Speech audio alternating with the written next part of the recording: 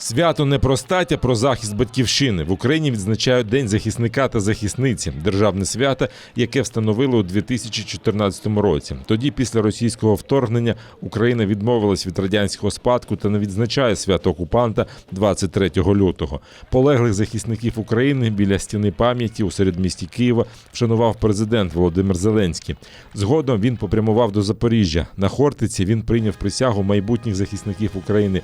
Це 150 учнів військових ліцеїв Запоріжжя, Кривого Рогу та нині окупованого Луганська.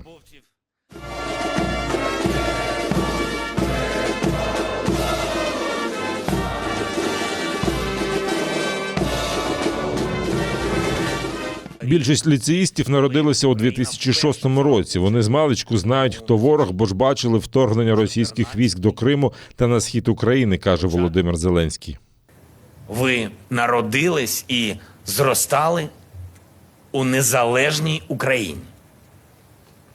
Іншої батьківщини під іншою назвою у вас ніколи не було. У 2014 році біля екранів телевізорів вже тоді, незважаючи на те, що вам було 8 років, вже тоді кожен з вас зробив свій важливий вибір. Вже тоді кожен з вас вирішив, що саме він буде робити, ким він стане, кого він буде захищати. Глава держави також присвоїв посмертно звання Героя України військовим Миколі Верхогляду та Рустаму Хамраєву. Улітку 2014-го Рустам до останнього прикривав побратимів біля Металіста на Луганщині, але російські окупанти розстріляли його майже впритул. Пам'ять полеглих захисників вшанували й неподалік лінії фронту. А в Северодонецьку більше 1000 військових, поліцейських та надзвичайників крокували центральним проспектом.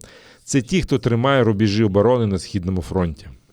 Є зведений підрозділ 57-ї окремої мотопіхотної бригади імені кошового отамана Костя Гордієнка, народжене у боях із російським агресором.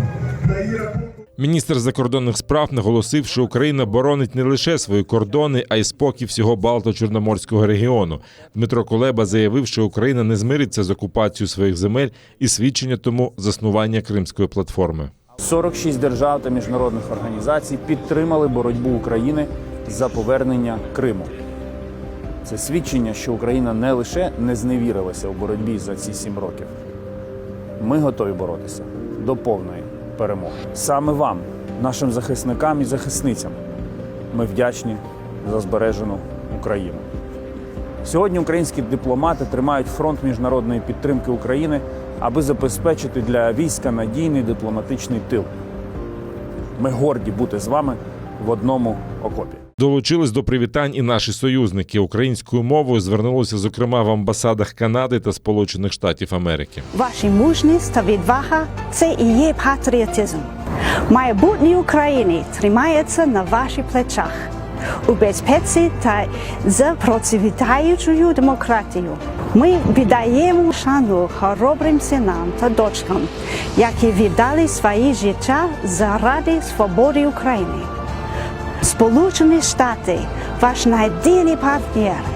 Ми разом з Україною у її боротьбі проти агресії Росії. А в Українському домі, що у середмісті Вашингтона, презентували інсталяцію в пам'ять про тисячі українців, полеглих за Україну. Їх вшанували представники посольства та американські генерали. Українці буквально перебувають на передовій захисту свободи в ім'я громадян усього світу. Не лише України, але й США. Ті жертви, які українські військові та звичайні люди приносять щодня у протистоянні російської агресії, ми в Америці не забуваємо.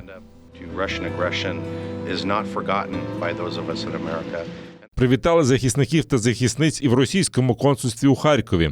Щоправда, не по своїй волі. З зусиллями українських хакерів на сторінках представництва в соцмережах з'явилися світлини з підписами працівників, перелік співробітників російської агентури, а також щирі привітання зі святом. Перебуваючи на священній українській землі, ми усвідомлюємо ницість політики Російської Федерації. Ми не підтримуємо політику нашої держави стосовно України. У той час, коли політичне керівництво Росії віроломно окупувало Крим та Донбас, на більшій території Росії люди живуть в злиднях та лихах. Також на Михайлівській площі столиці стартувала виставка сучасного озброєння. Тут сучасні засоби зв'язку та розвідки, новітні дрони, роботизовані комплекси та багато іншого. Наостанок найбільшими містами України пройшли маршем десятки тисяч захисників України. Це волонтери, ветерани російсько-української війни та всі, хто долучився до захисту батьківщини.